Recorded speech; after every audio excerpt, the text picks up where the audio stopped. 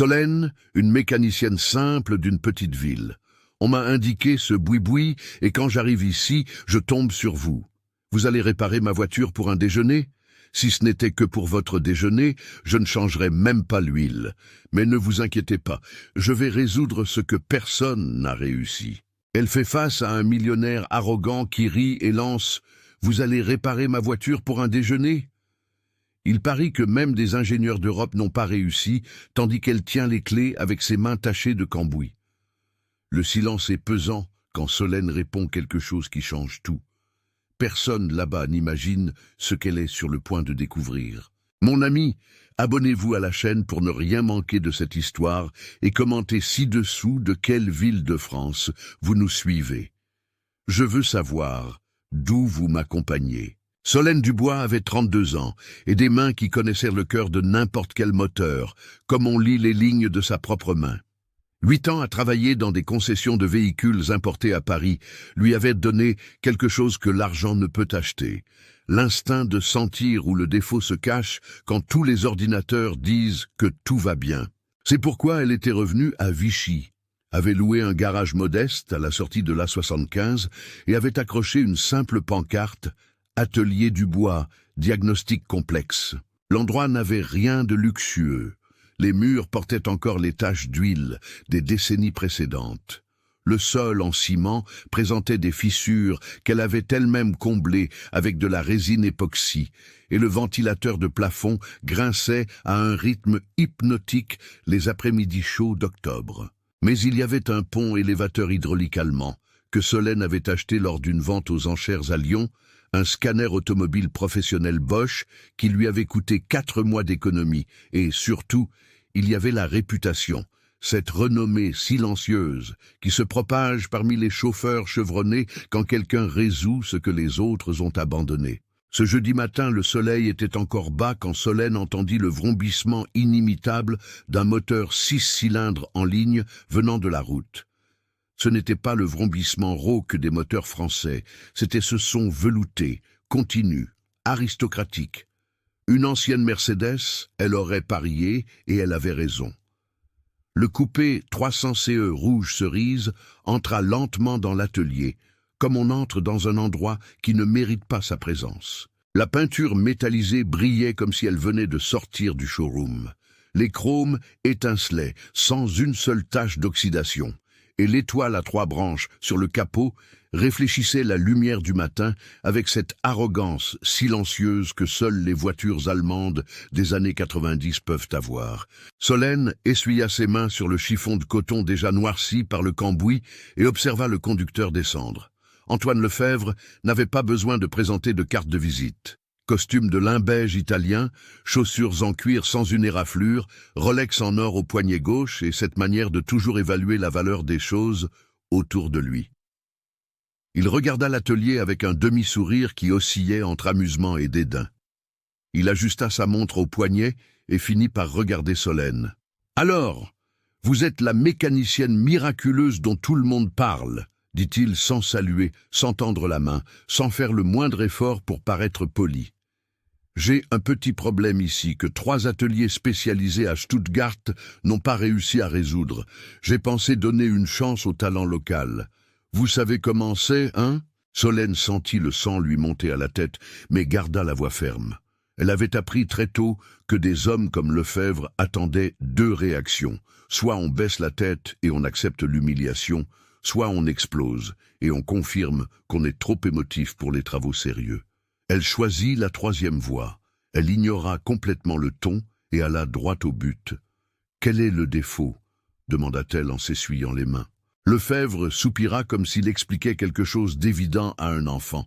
La Mercedes, un coupé 300 CE de 1991 avec un moteur M103 de 3 litres 6 cylindres en ligne, présentait un problème qui défiait toute logique. La voiture fonctionnait parfaitement au niveau de la mer. Accélération impeccable, reprise douce, ralenti stable, mais il suffisait de commencer à monter une longue côte, surtout au-dessus de 1000 mètres d'altitude, pour que le moteur commence à s'étouffer, à perdre de la puissance, à caler comme s'il mourait de faim de carburant. Il refroidissait, redevenait normal, montait de nouveau, revenait au défaut, Le concessionnaire officiel à Paris avait changé le capteur de débit d'air, nettoyé les injecteurs Bosch, remplacé la pompe à carburant électrique, révisé tout le système d'allumage et même reprogrammé l'ECU. Lefebvre était comme quelqu'un qui récite un inventaire, 7000 € de pièces et main-d'œuvre spécialisée. Le problème était resté exactement le même. Solène écoutait attentivement, ses yeux parcourant mentalement les systèmes du moteur M103. Elle connaissait ce propulseur par cœur. Injection mécanique, BOSKE Getronic, distributeur électronique, double arbre à cams en tête. Un moteur de transition des années 80, mi-mécanique, mi-électronique, robuste comme une enclume, mais avec quelques secrets cachés. Ensuite, je l'ai emmené dans un atelier spécialisé dans les classiques à Marseille, continua Lefebvre. Ils ont révisé tout le système d'admission, changé les filtres, vérifié les valves de purge du canister, mesuré la compression, encore 4000 €. Rien n'a changé. Il fit une pause dramatique, comme si le chapitre suivant était la preuve ultime de l'absurdité. Enfin, un mécanicien allemand à la retraite à Chamonix. On dit que le gars a travaillé à l'usine Mercedes de Stuttgart dans les années 70. A démonté toute la culasse à la recherche de micro-fissures dans les chambres de combustion. 3500 €. Il a conclu que le moteur était impeccable et que le défaut devait être lié à l'altitude. Solène commençait à se forger une image dans l'esprit. Un défaut qui n'apparaît qu'en altitude, qui résiste à tous les changements de capteurs et d'actionneurs électroniques, qui ne génèrent pas de code d'erreur. Cela devait être quelque chose de purement mécanique, quelque chose d'analogique, quelque chose qui dépendait de la pression atmosphérique et que les scanners ne pouvaient pas voir. En résumé, conclut Lefebvre avec un soupir théâtral, j'ai déjà dépensé plus de 15 000 € sur cette voiture et personne n'a rien résolu. Pourquoi ne pas tenter l'ingéniosité locale? Ce fut alors qu'il fit l'offre et Solène n'oublierait jamais le ton de sa voix. Si vous me réparez ça, je paie avec un déjeuner dans le meilleur restaurant de la ville. Le Ciel de Vichy, vous connaissez? Entrée, plat principal, dessert, vin français. Qu'en dites-vous? Juste, non? Après tout, si 3 ateliers spécialisés n'y sont pas arrivés, je doute que vous y parveniez. Mais si vous y parvenez, eh bien, ce sera un sacré déjeuner. Le silence qui s'ensuivit fut dense, comme de l'huile moteur. Solène regarda Lefebvre, puis la Mercedes, puis de nouveau Lefebvre. Elle aurait pu simplement le renvoyer, elle aurait pu refuser avec élégance, elle aurait même pu faire un scandale, mais elle remarqua alors quelque chose dans ses yeux. Ce n'était pas seulement de l'arrogance, c'était du désespoir déguisé en dédain. « Y a-t-il autre chose dans cette histoire que vous ne me dites pas ?» demanda Solène, en croisant les bras. Lefebvre hésita, ajusta de nouveau sa Rolex, regarda autour de lui comme pour vérifier s'il y avait des témoins. « J'ai besoin que cette voiture fonctionne parfaitement d'ici dimanche, dit-il, sa voix baissant de 2 tons. J'ai conclu la vente de 2 de mes propriétés rurales à un groupe d'investisseurs européens, 5 millions €. L'acheteur est un collectionneur de Mercedes classiques et a posé une exigence, disons, particulière. Il veut que je le cherche personnellement à l'aéroport de Roissy-Charles de Gaulle, au volant de cette voiture, et que nous fassions le trajet jusqu'à Vichy en discutant d'automobile. Il évalue l'état de conservation du véhicule comme faisant partie de la négociation. Si la voiture tombe en panne dans la côte, il n'eut pas besoin de terminer la phrase. 5 millions € dépendant d'un diaphragme, d'une valve, d'un fil mal connecté quelque part dans le système. Solène fit les calculs rapidement. Elle avait exactement 5 jours. « J'accepte votre défi, dit-elle, la voix ferme comme de l'acier trempé, mais pas pour un déjeuner. Si je résous le problème dans les délais, vous paierez le juste prix pour le service. Et je ne parle pas de 500 €, non, je parle de ce qu'un travail de ce niveau vaut réellement. Et en plus, vous ferez un don de 1000 € au projet qui enseigne la mécanique de base aux femmes des quartiers défavorisés de la ville. Vous acceptez ou vous cherchez une autre débrouille française? » Lefebvre cligna des yeux, surpris, puis rit. Un rire court, incrédule. « Vous pariez gros sur une main que vous n'avez même pas encore vue, dit-il. Et vous Vous pariez 5 millions d'euros sur une voiture que 3 spécialistes n'ont pas réussi à réparer, rétorqua Solène. Je crois que mon pari est plus sûr que le vôtre. Lefebvre sortit les clés de sa poche et les posa sur l'établi. D'ici dimanche, dit-il en tournant le dos, ne me décevez pas. Et il partit, laissant derrière lui son parfum français cher, la Mercedes rouge cerise et un défi qui valait plus qu'il ne l'imaginait. Solène regarda les clés puis le coupé rutilant sous la lumière du matin et sentit cette décharge d'adrénaline qui ne vient que lorsque vous êtes sur le point d'entrer dans une bataille où la seule arme est le savoir. 5 jours.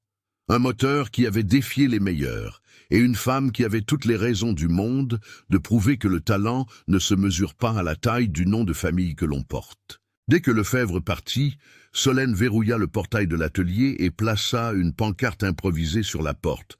Fermée pour service urgent. Retour lundi. Elle éteignit son téléphone portable, prépara un thermos de café noir et regarda la Mercedes comme un chirurgien regarde un patient complexe avant une opération risquée. 15 000 € dépensés et personne n'avait résolu le problème. Cela signifiait une de deux choses. Soit le défaut était si obscur qu'il était caché dans un coin que personne n'avait imaginé chercher, soit tout le monde avait cherché au mauvais endroit, guidé par des diagnostics électroniques qui ne voyaient pas le problème réel. Solène tira un tabouret en bois, s'assit devant la Mercedes et resta là 15 minutes, se contentant de regarder, non pas la voiture entière, mais le capot, imaginant ce qu'il y avait en dessous. Le moteur M103 de 3 litres avait une réputation légendaire parmi les aficionados des anciennes Mercedes. Robuste, fiable, pratiquement indestructible. 6 cylindres en ligne. Double arbre à cam en tête. Injection Bosch. KE Getronic. Ce dernier détail était le plus important. Le KE Getronic était un système hybride fascinant des années 80, un juste milieu entre l'injection purement mécanique K-Getronic et l'électronique moderne. La partie mécanique distribuait le carburant via un doseur alimenté par la pression de la pompe. La partie électronique effectuait des corrections fines via des signaux de l'ECU. C'était ingénieux. Mais c'était aussi un labyrinthe de petites chambres, de diaphragmes, de ressorts et de valves, où un problème microscopique pouvait créer un symptôme gigantesque. Elle ouvrit le capot et resta un instant immobile, appréciant simplement l'organisation quasi militaire du compartiment moteur. Tout était propre, tout était à sa place, tout était impeccable. Les concessions avaient fait un travail de nettoyage impeccable. Bon, ça allait rendre les choses plus difficiles. Quand un moteur est sale, les traces d'huile et de saleté montrent où les composants travaillent le plus, où il y a des fuites, où les choses bougent. Un moteur trop propre est comme une scène de crime sans empreinte digitale. Solène commença par le principe de base qu'elle avait appris adolescente dans l'atelier de son père. Si le problème ne se produit que dans une condition spécifique, cette condition est la clé. Le défaut n'apparaissait qu'au-dessus de 1000 mm d'altitude. Qu'est-ce qui change en altitude? La pression atmosphérique, la densité de l'air, la quantité d'oxygène disponible pour la combustion, le point d'ébullition de l'eau et surtout le comportement de tout système mécanique qui dépend d'une différence de pression pour fonctionner. Elle prit le manuel de service du M103 qu'elle avait téléchargé des années auparavant et commença à étudier spécifiquement le diagramme du système de carburant. Là, caché parmi des dizaines de lignes et de symboles techniques, se trouvait une petite chambre, identifiée comme un compensateur de pression barométrique intégré au distributeur de carburant. C'était un composant de la taille d'une tasse à expresso, situé sur le côté du bloc distributeur, connecté au collecteur d'admission par un fin tube de vide, mince comme un auriculaire. Sa fonction était simple en théorie, diabolique en pratique. Mesurer continuellement la pression atmosphérique via un diaphragme sensible et ajuster la quantité de carburant injecté pour compenser la moindre densité de l'air aux altitudes élevées. En d'autres termes, c'était exactement le type de composant qui passerait complètement inaperçu lors de tous les tests au niveau de la mer, mais qui provoquerait exactement le symptôme décrit s'il était dégradé. Solène sentit ce picotement dans le dos que tout mécanicien reconnaît, l'intuition lui soufflant qu'elle était sur la bonne voie. Mais l'intuition ne répare pas un moteur. Il fallait une preuve. Il fallait reproduire le défaut là, dans cet atelier de Vichy, sans avoir besoin de monter et descendre les montées du Massif Central 15 fois.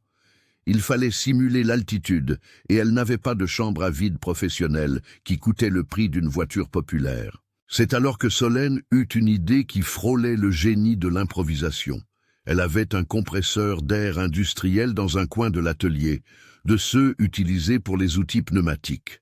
Et elle avait aussi une bâche en plastique renforcée qu'elle utilisait pour couvrir les moteurs démontés. Si elle parvenait à créer une chambre improvisée autour du système d'admission du moteur et à utiliser le compresseur inversé, non pas pour injecter de l'air sous pression, mais pour aspirer l'air et créer une pression négative, elle pourrait simuler l'effet de la basse pression atmosphérique en altitude. Elle travailla 2 heures à monter l'appareil. Elle enveloppa tout le système d'admission avec la bâche, scella les bords avec du ruban adhésif industriel, connecta un tuyau du compresseur réglé pour fonctionner comme pompe à vide et installa un manomètre analogique emprunté à un ami qui travaillait dans la réfrigération.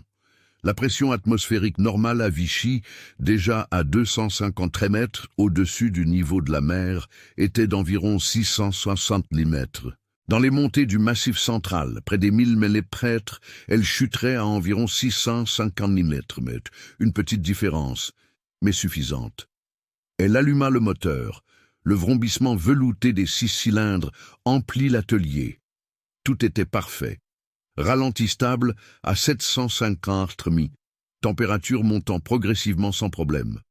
Solène activa le compresseur inversé et commença à réduire lentement la pression autour du système d'admission, observant le manomètre descendre. 655, 650, 655 mm, et puis ça arriva. Le moteur commença à bégayer. Ce n'était pas une panne électronique nette, c'était un étouffement mécanique humide, comme si le moteur buvait trop de carburant et s'y noyait. Les rotations oscillaient, 750, 680, 720, 650. Le son de l'échappement passa d'un vrombissement uniforme à un gargouillement irrégulier, exactement ce que Lefebvre avait décrit. Solène coupa le moteur et resta là, immobile, le cœur battant, souriant seule. Elle avait reproduit le défaut, elle savait maintenant où chercher. Elle démonta le système d'alimentation avec la patience d'un horloger. D'abord la tubulure de pression, puis les connecteurs électriques, puis le distributeur de carburant lui-même, une pièce de la taille d'une brique, lourde comme du plomb, recouverte de vis de taille spécifique. Il lui fallut 3 heures juste pour retirer cela du moteur, sans endommager aucun joint ou tuyau. Sur l'établi, sous la lumière blanche de la lampe LED, Solène ouvrit le distributeur. C'était une boîte à secrets, chambres interconnectées, pistons coulissants, valves à billes microscopiques, le tout baignant dans du carburant pressurisé. Et là, sur le côté de la chambre de compensation barométrique, se trouvait le composant qu'elle cherchait. Un diaphragme circulaire en caoutchouc nitrile de la taille d'une pièce de 50 centimes, maintenu entre 2 plaques d'aluminium par 6 minuscules vis. Elle retira les vis avec une clé hexagonale de 2 mm, sépara les plaques et finalement tint le diaphragme contre la lumière. 29 ans. Ce morceau de caoutchouc avait 29 ans d'exposition au carburant, aux vapeurs d'essence, à la chaleur et au froid, aux vibrations constantes et aux cycles de pression répétitifs. Et il avait presque survécu. La surface était durcie. La flexibilité avait disparu. Quand Solène essaya de plier doucement le caoutchouc, il résista comme du vieux cuir. Dans des conditions normales, il parvenait encore à fonctionner marginalement. Mais quand la pression atmosphérique chutait, quand la différence de pression entre les 2 côtés du diaphragme diminuait, la rigidité du matériau empêchait une compensation adéquate. Le résultat était une injection excessive de carburant, un moteur noyé, une perte de puissance. Un composant de 5 cm de diamètre, invisible sur n'importe quel scanner, indétectable lors de n'importe quel test électronique, responsable d'un défaut qui avait mis en échec 3 ateliers spécialisés et coûté 15 000 € en diagnostic erroné. Solène photographia tout, prit des notes détaillées et commença à chercher où se procurer la pièce de rechange. Et c'est là que la course contre la montre se transforma en marathon contre l'impossible. Le diaphragme était un composant original Mercedes-Benz avec un numéro de pièce spécifique qui n'était plus fabriqué. La production avait cessé en 1998 lorsque le système KAE Getronic fut abandonné. Il ne restait que des stocks chez des fournisseurs spécialisés en pièces pour véhicules classiques. Solène passa le jeudi après-midi à appeler tous ses contacts. Paris n'en avait pas, Marseille n'en avait pas, Bordeaux n'en avait pas. Jusqu'à ce que, le vendredi matin, un fournisseur à Strasbourg confirme « J'ai un diaphragme original scellé, dernière unité en stock, 45 €. Délai de livraison, 8 jours ouvrés par un service de livraison express. J'en ai besoin dans 48 heures, dit Solène au téléphone, calculant mentalement les jours restants. Impossible. Le mieux que je puisse faire, c'est 5 jours avec un transporteur express. Solène réfléchit rapidement. Combien coûte l'envoi par coursier à moto jusqu'à l'aéroport de Strasbourg? Le mettre sur un vol commercial jusqu'à Orly à Paris et un autre coursier le rapporter jusqu'à Vichy. Il y eut une pause de l'autre côté de la ligne. Je n'ai jamais fait ça, mais ça vous coûtera environ 120 € de frais de port pour une pièce de 45 €. Je paie, organisez ça pour moi.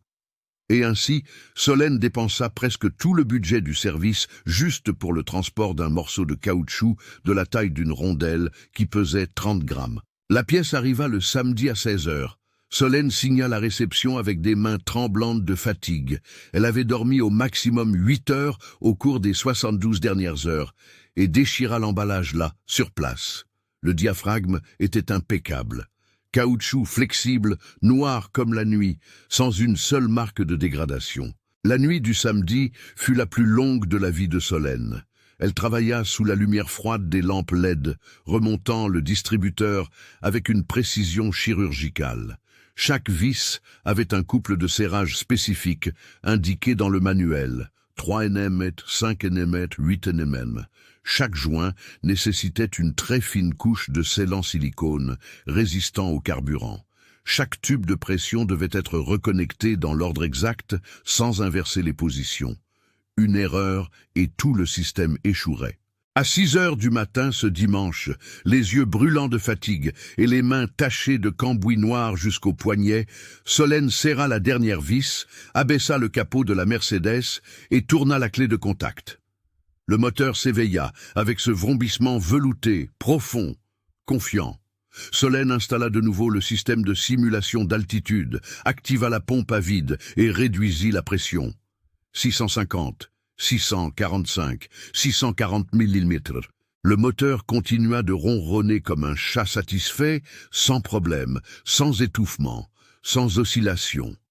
Solène éteignit tout, sortit de l'atelier, monta dans la Mercedes et se rendit 3 fois de suite sur la colline du Puy-de-Dôme. Montée raide, plus de 300 mètres d'altitude sur 5 km de route sinueuse. La Mercedes montait comme si elle venait de sortir de la chaîne de montage à Stuttgart en 1991. Quand elle revint à l'atelier, le soleil était déjà haut et chaud. Solène lava la voiture, aspira l'intérieur, lustra les chromes et prépara un rapport technique complet avec des photos du diaphragme défectueux, une explication du système de compensation barométrique et la documentation de toutes les pièces remplacées. Elle conserva le vieux diaphragme dans un petit bloc d'acrylique transparent, comme on conserve un fossile d'un insecte ancien. Lefebvre arriva à 11 h du matin, ponctuel comme une horloge suisse. Antoine Lefebvre descendit d'un taxi à 11 h du matin ce dimanche, vêtu d'un jean foncé et d'une chemise polo bleu marine, une version considérablement moins imposante de l'homme d'affaires qui était apparu le jeudi. La Rolex était toujours au poignet, mais maintenant, il l'ignorait complètement.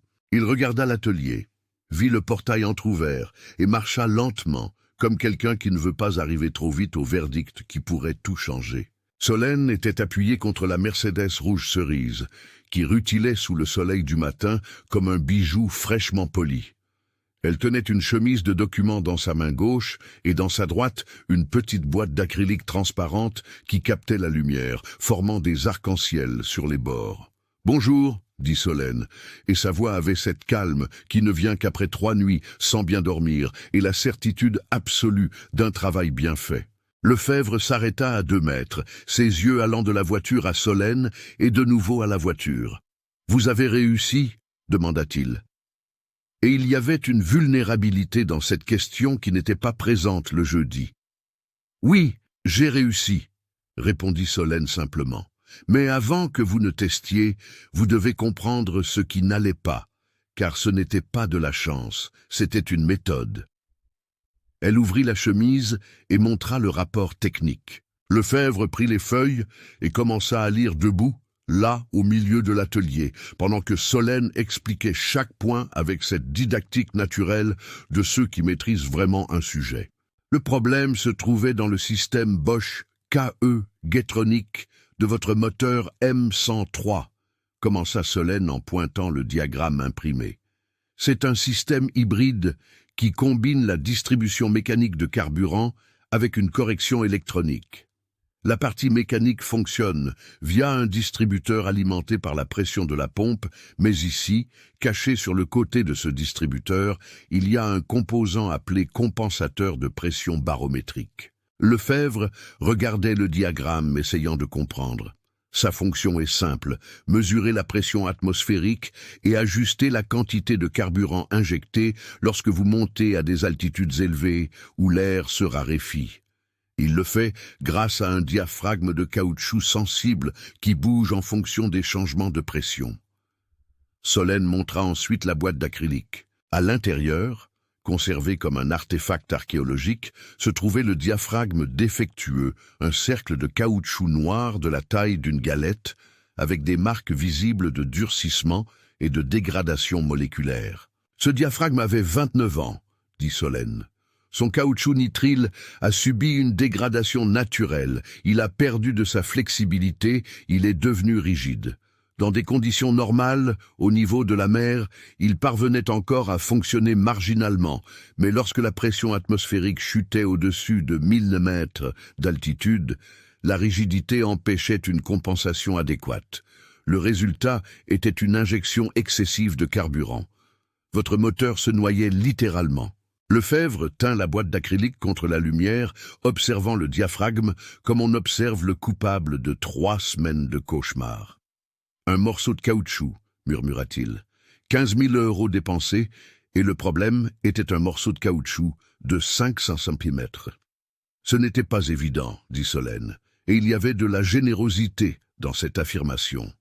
Le composant ne génère pas de code d'erreur électronique, car il est purement mécanique. Aucun scanner automobile ne peut le voir. Et comme le défaut n'apparaît que sous une condition très spécifique, basse pression atmosphérique prolongée, les tests normaux en atelier ne reproduisent jamais le problème. Les autres ateliers ne se sont pas trompés par incompétence. Ils se sont trompés parce qu'ils ont cherché là où les équipements modernes les incitent à chercher. Lefebvre regarda Solène avec une expression qu'elle ne parvint pas à déchiffrer complètement. Respect, admiration, peut-être juste l'immense soulagement de quelqu'un qui était sur le point de perdre 5 millions d'euros. « Et vous avez réussi à reproduire le défaut ici ?»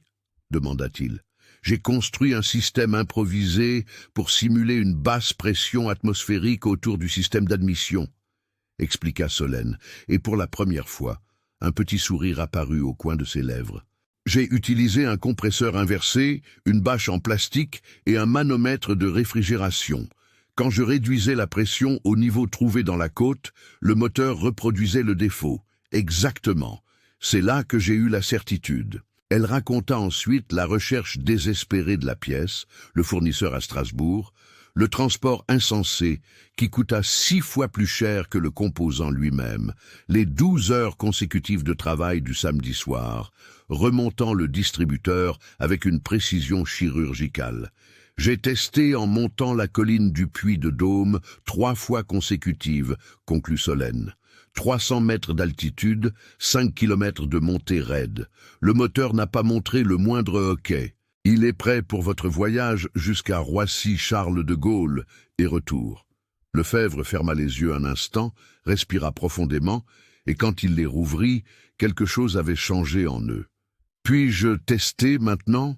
demanda-t-il. « Les clés sont dans le contact, » dit Solène. « Vous pouvez y aller, réservoir plein, huile vérifiée, pression des pneus contrôlée, tout est prêt. » Lefebvre monta dans la Mercedes, ajusta le siège, alluma le moteur et resta là quelques secondes, écoutant simplement ce vrombissement velouté qu'il connaissait par cœur.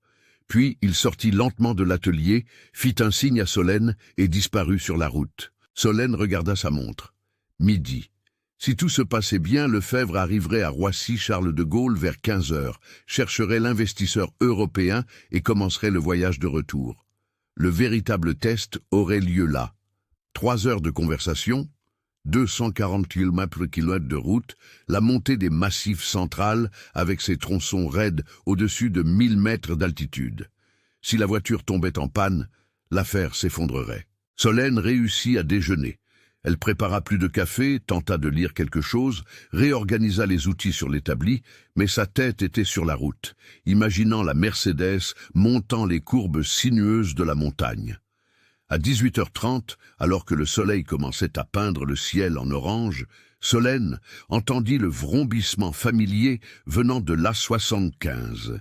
La Mercedes entra lentement dans l'atelier, se gara exactement au même endroit que d'habitude, et Lefebvre descendit avec un sourire qu'elle n'avait jamais vu sur ce visage. Mais il n'était pas seul. Un homme d'une 60aine d'années, aux cheveux gris, parfaitement peigné, lunettes à monture dorée et accent prononcé, descendit du côté passager. Il portait un pull en laine grise sur une chemise blanche, et avait cet air de quelqu'un qui avait passé toute sa vie entouré de choses belles et chères. Solène Dubois, voici Klaus Bergmann, fit Lefebvre les présentations avec une cordialité qui semblait sincère.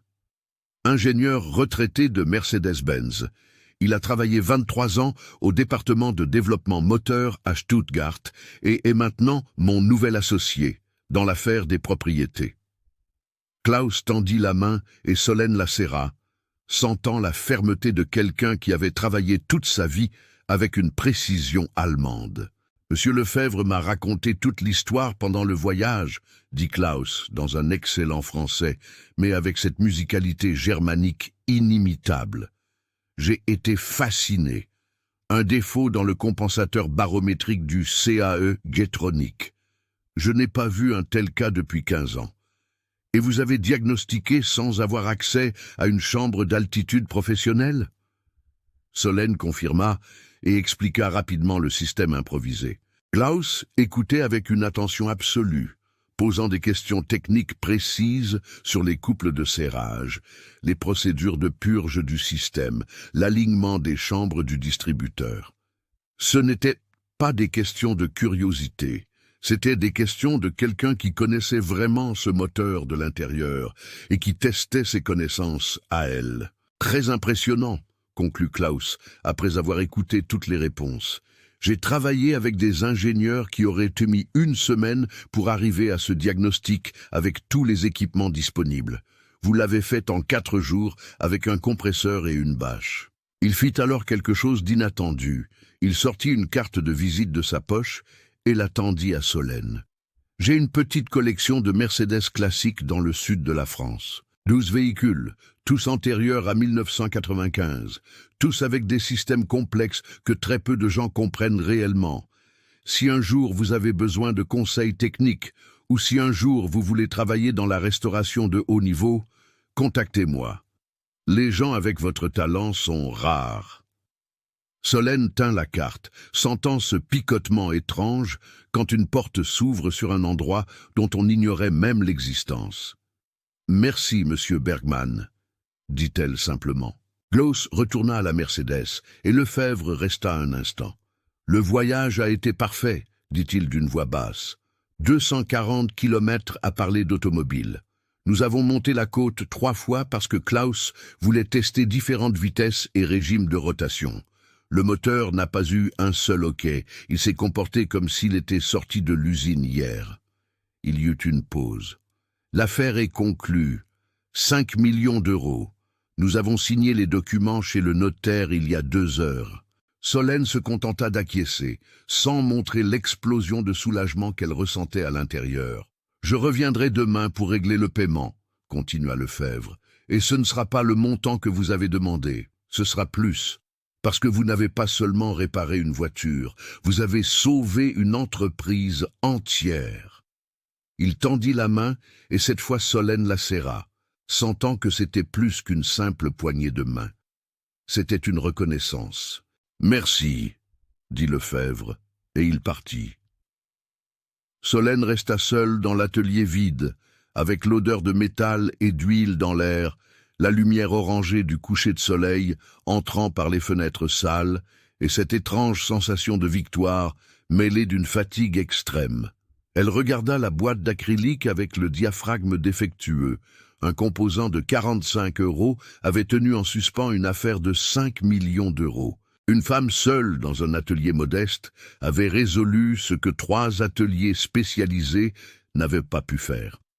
Et d'une certaine manière, en ce moment silencieux du dimanche après-midi, Solène sut que cette histoire allait changer des choses.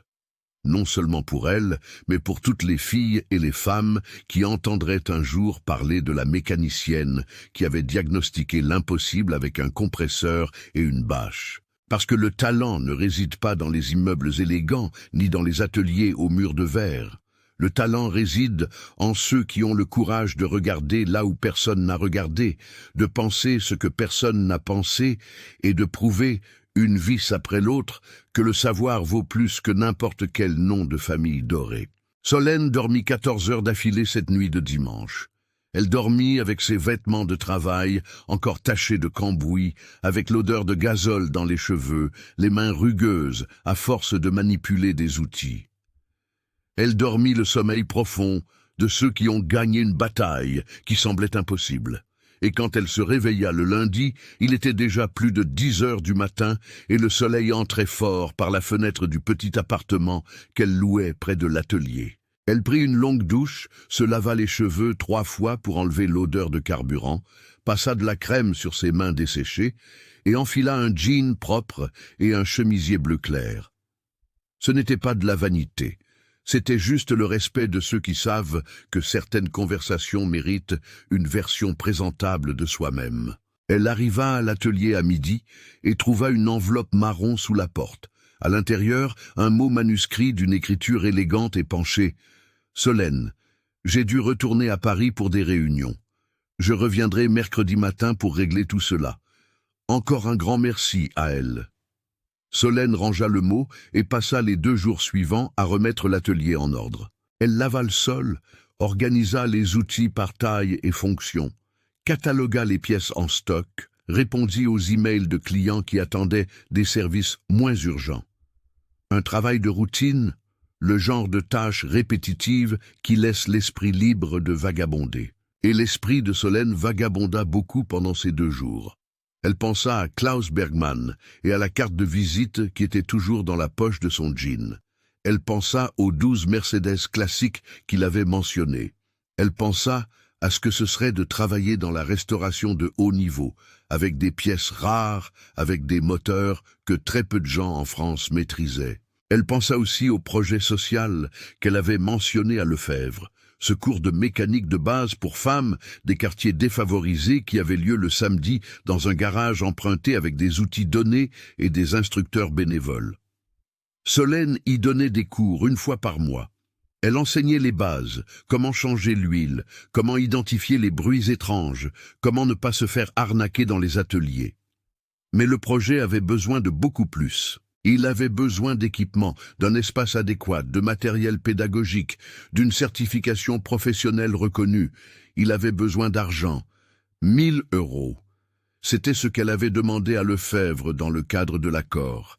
1 000 €, ce qui semblait beaucoup quand elle l'avait proposé, mais qui maintenant, après avoir sauvé une affaire de 5 millions d'euros, semblait presque symbolique. Le mercredi matin, Antoine Lefebvre arriva au volant d'une Audi A6 noire, récente, avec ce vrombissement contenu des moteurs allemands modernes.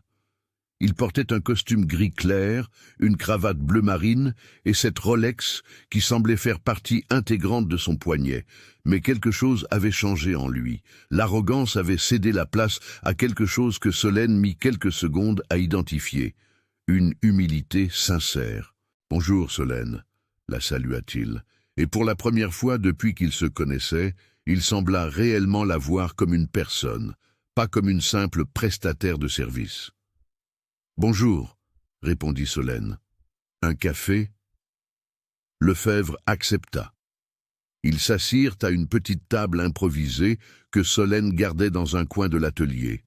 2 chaises en plastique et une planche en bois sur des tréteaux. C'était là qu'elle faisait ses pauses, prenait son café, et parfois déjeunait seule, regardant les voitures qui avaient besoin d'attention. « Je dois vous présenter mes excuses », commença Lefebvre sans détour, remuant sa cuillère dans le café sans sucre. « Je suis arrivé ici jeudi dernier en vous traitant comme si vous étiez inférieur, comme si votre travail valait un déjeuner. C'était arrogant, irrespectueux et stupide. » Solène ne dit rien. Elle écouta. « J'ai passé 3 heures sur la route avec Klaus à parler d'ingénierie, de Mercedes classique, de la différence entre la connaissance théorique et la connaissance pratique. Il m'a expliqué que le diagnostic que vous avez fait exigeait non seulement de comprendre le système kétronique, mais aussi d'avoir la créativité de simuler des conditions impossibles dans un atelier ordinaire. Il a dit qu'il avait connu des ingénieurs avec des doctorats qui n'auraient pas eu cette idée. » Lefebvre but une gorgée de café et continua. « J'ai bâti ma fortune en vendant des expériences de luxe, hôtels, domaines, hébergements exclusifs, services personnalisés. J'ai toujours cru que je comprenais la valeur, mais je mesurais la valeur à l'étiquette de prix, pas à la qualité réelle. Vous m'avez appris la différence. » Il sortit alors de la poche intérieure de son veston une enveloppe blanche. « Vous avez demandé la juste valeur pour le service, plus 1 000 € pour le projet social. J'ai fait les calculs. Après avoir discuté avec Klaus, avec des mécaniciens spécialisés à Paris, avec des directeurs de concession. Un diagnostic de ce niveau, dans ce délai, avec cette complexité, vaut au minimum 2 000 €. Alors voici, 2 000 € pour le service, 1 000 € pour le projet social comme convenu, et 2 500 € supplémentaires. » Solène cligna des yeux, confuse. 2 500 € supplémentaires, parce que vous n'avez pas seulement sauvé une affaire de 5 millions d'euros, expliqua Lefebvre, en ouvrant l'enveloppe et en montrant 3 chèques séparés. Vous m'avez donné quelque chose que l'argent n'achète pas, la certitude que le talent existe dans les endroits les plus improbables et que l'humilité, c'est de reconnaître quand quelqu'un est meilleur que vous en quelque chose. Il posa les chèques sur la table. Solène regarda les montants imprimés et sentit son cœur s'accélérer. 5 500 €. C'était plus que ce qu'elle gagnait en 6 mois de travail normal. Les 2 500 € supplémentaires viennent avec une condition, continua Lefebvre. Je veux que vous les utilisiez pour améliorer votre atelier ou pour étendre le projet social. Vous choisissez, mais je ne veux pas que cela devienne de l'argent dormant sur un compte. Je veux que cela devienne des outils, des équipements, des opportunités. » Solène prit les chèques avec des mains qui tremblaient légèrement. Ce n'était pas seulement pour l'argent, c'était pour la reconnaissance. C'était pour entendre un homme comme Lefebvre, habitué à commander, à décider, à avoir toujours raison, admettre qu'il s'était trompé et qu'il avait appris quelque chose. « Merci », dit-elle simplement, parce que parfois les mots les plus simples sont les plus vrais. Lefebvre termina son café, se leva et tendit la main. Solène la serra. « Si un jour vous avez besoin de quoi que ce soit, référence, contact, peu importe, appelez-moi. Mon numéro est derrière le chèque et ce n'est pas une formalité, non, c'est une dette réelle. » Il sortit, monta dans l'Audi et disparut sur la route. Solène resta assise là pendant une bonne quinzaine de minutes, tenant simplement les chèques et en sentant le poids. Non pas le poids du papier, mais le poids de ce que cela représentait. Un pari qu'elle avait fait sur elle-même et qui avait réussi. Une victoire qui n'était pas seulement la sienne, mais celle de toutes les femmes qui choisissent des professions où la méfiance est la norme. Cet après-midi-là, Solène se rendit à la banque et déposa les chèques. 2000 € pour le compte de l'atelier, 1000 € pour le compte du projet social et les 2500 € supplémentaires. Elle les divisa mentalement en deux parties. 1250 € pour acheter un équipement de diagnostic plus moderne et un jeu d'outils spéciaux pour moteurs européens, et les 1250 € restants pour financer 3 mois de loyer d'un espace plus grand pour le projet social, avec l'achat de ponts élévateurs hydrauliques d'occasion, d'établis et de matériel pédagogique professionnel.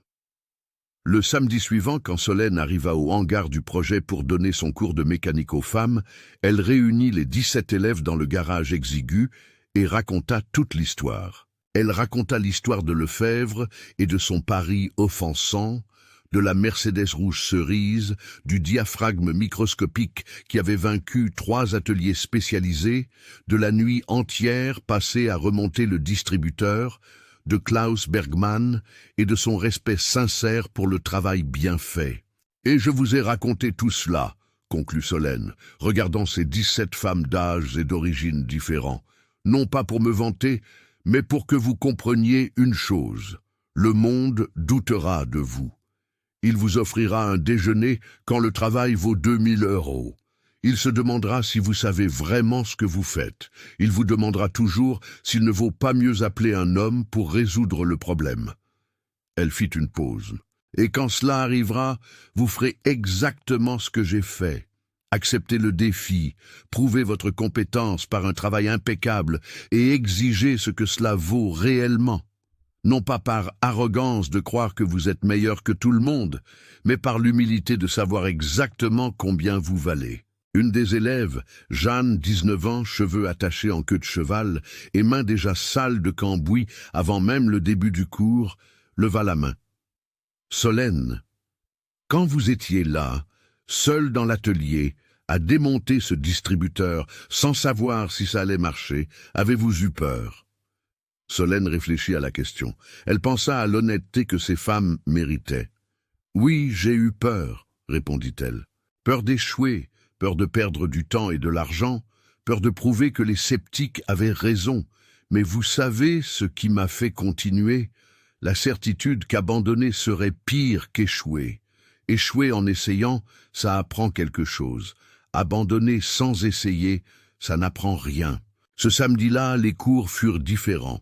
Il y avait une énergie nouvelle dans cet espace exigu, comme si chacune de ces femmes avait réalisé que l'histoire de Solène n'était pas une exception, mais une possibilité. Et quand Solène rentra chez elle ce soir-là, fatiguée mais satisfaite, elle regarda la carte de Klaus Bergmann qu'elle gardait collée sur le miroir de sa salle de bain et pensa que peut-être, juste peut-être, ce morceau de caoutchouc défectueux de 5 cm avait changé plus qu'un moteur. Il avait changé le chemin de certaines vies. Le temps passa après ce dimanche où Solène répara la Mercedes rouge cerise. Beaucoup de choses avaient changé à Vichy. Le projet social de mécanique pour femmes sortit du garage exigu et emménagea dans un hangar de 200 mètres² dans une zone industrielle de la ville. Ce n'était pas luxueux. Le sol était toujours en ciment brut, les murs en blocs non enduits, le toit en plaques de fibrociment qui chauffait les après-midi d'été, mais c'était de l'espace. Un espace suffisant pour 3 postes de travail, avec des ponts élévateurs hydrauliques d'occasion que Solène avait réussi à acheter d'un atelier qui fermait à Clermont-Ferrand, un espace pour des établis où 6 femmes pouvaient travailler simultanément. Un espace pour une petite salle de classe avec un tableau blanc et un projecteur emprunté à la bibliothèque municipale. Les 1250 € que Solène avait mis de côté avaient été investis avec une précision chirurgicale. 2 ponts élévateurs à 1500 € chacun. Un outillage de base complet pour 10 élèves, du matériel pédagogique imprimé dans une imprimerie rapide et le premier mois de loyer. Les 1000 € d'Antoine Lefebvre payèrent 2 mois de loyer supplémentaires et l'installation électrique triphasée dont le hangar avait besoin pour faire fonctionner les équipements lourds. Les 17 élèves d'origine devinrent 32, Des femmes de 18 à 56 ans, venues de tous les coins de la ville, et même des communes voisines. Des propriétaires qui voulaient comprendre ce qui se passait sous le capot de leur propre voiture. Des jeunes femmes au chômage cherchant une profession. Des retraités qui avaient le rêve ancien d'apprendre la mécanique, mais n'avaient jamais eu le courage d'entrer dans un atelier d'hommes. Solène continuait de donner des cours le samedi, mais elle avait maintenant 3 autres instructrices bénévoles. Jeanne, la jeune femme de 19 ans qui avait posé la question sur la peur, avait révélé un talent impressionnant pour le diagnostic électrique et donnait déjà des cours sur les systèmes de démarrage et les alternateurs. Béatrice, technicienne en électronique de 51 ans, enseignait les modules d'injection et les capteurs. Et Claudine, ancienne chauffeuse de poids lourds, maîtrisait la partie transmission et suspension avec cette autorité de celle qui avait passé 30 ans sur la route, sentant chaque bruit différent qu'un véhicule peut faire. L'atelier de Solène avait également grandi. L'équipement de diagnostic neuf était arrivé. Le jeu d'outils spéciaux pour moteurs européens était complet et elle avait embauché une assistante. Renée, 23 ans, fraîchement diplômée en mécatronique, apprenait vite et réussissait déjà seule des services intermédiaires. La réputation avait également changé. L'histoire de la Mercedes et du diaphragme microscopique s'était répandue dans la communauté automobile de la région, avec cette vitesse que seules les bonnes histoires peuvent avoir. Solène commença à recevoir des appels de propriétaires de voitures importées de Lyon, Paris, Marseille, des cas compliqués que d'autres ateliers avaient abandonnés. Elle s'occupait de ce qu'elle pouvait, refusait ce qui dépassait ses capacités et maintenait toujours cette honnêteté qui est plus rare que le talent technique, dire « je ne sais pas » quand elle ne savait vraiment pas. C'est un mardi de février, avec la chaleur de l'été auvergnat rendant l'air de l'atelier aussi dense que de la mélasse, que Solène reçut un appel inattendu. « Allô, ici Klaus Bergmann, vous vous souvenez de moi ?» Solène se souvenait parfaitement. L'ingénieur allemand à la retraite, le collectionneur de Mercedes classiques, la carte de visite qu'elle gardait mais n'avait jamais utilisée, pensant que ce n'était qu'une courtoisie. « Oui, monsieur Bergmann, je me souviens. Comment allez-vous ?»« Très bien, merci. Je vous appelle car j'ai une proposition. Une de mes Mercedes, une 450 SL 6.9 de 1978, a un problème avec le système de suspension hydropneumatique. C'est complexe, spécifique et nécessite quelqu'un qui comprenne les systèmes hydrauliques haute pression des années 70. Seriez-vous intéressé à travailler là-dessus? Je paie une consultation journalière, plus toutes les dépenses de déplacement. » Solène sentit cette décharge d'adrénaline familière. La suspension hydropneumatique de la 450 SL 6.9 était un chef-d'œuvre de l'ingénierie allemande et aussi un cauchemar technique quand elle tombait en panne. Sphère pressurisée à l'azote, pompe hydraulique, valve de nivellement automatique, régulateur de hauteur, un système que peu de gens en France maîtrisaient. « Oui, je suis intéressé, » répondit Solène. « Mais je dois être honnête. Je n'ai jamais travaillé directement avec ce système. J'ai étudié la théorie, je connais les principes, mais je n'ai pas d'expérience pratique. » Il y eut un bref silence de l'autre côté de la ligne. Puis Klaus rit, un rire court et sincère. « Vous savez quelle est la différence entre vous et 90% des mécaniciens qui disent qu'ils peuvent résoudre le problème. Vous êtes honnête sur ce que vous ne savez pas, et l'honnêteté est le fondement de toute vraie connaissance. J'ai les manuels techniques originaux. Je peux vous guider dans les procédures les plus délicates. Ce dont j'ai besoin, c'est de quelqu'un avec des mains habiles et un esprit analytique. Vous avez les deux. » Ils convinrent que Solène irait à la propriété de Klaus à Aix-en-Provence le week-end suivant. 2 jours de travail, hébergement inclus, 750 € de consultation plus les dépenses. C'était plus d'argent que Solène ne gagnait en 1 mois entier de travail normal à l'atelier. Mais la valeur de l'argent n'était pas la plus importante, c'était la porte qui s'ouvrait. Klaus avait des contacts avec des clubs de voitures classiques, des collectionneurs, des restaurateurs professionnels. Un travail bien fait là-bas pouvait se transformer en une dizaine d'autres travaux. Et plus important encore, c'était de nouvelles connaissances, de nouvelles expériences, un système complexe que Solène pourrait maîtriser et ensuite enseigner à ses élèves du projet social. Le samedi précédant le voyage à Aix-en-Provence, Solène arriva au hangar du projet et constata une effervescence inhabituelle. Les 32 élèves étaient toutes là, ce qui était rare, car toutes ne pouvaient pas venir tous les samedis. Et il y avait plus. 3 vieilles voitures étaient garées devant. Une coccinelle de 1972, une R5 de 1988 et une Clio de 1995. Toutes données par des gens de la communauté qui avaient entendu parler du projet et voulaient contribuer avec des véhicules pour la pratique. Solène! Jeanne arriva en courant, les yeux brillants d'enthousiasme. Les voitures sont arrivées. Nous allons pouvoir enseigner le démontage réel, pas seulement la théorie. Cette matinée fut spéciale. Elles divisèrent les élèves en 3 groupes, chacun responsable d'un véhicule. La mission était simple. Faire une révision complète, diagnostiquer tous les défauts, faire un devis détaillé des pièces et de la main-d'œuvre. Elles n'allaient rien réparer encore.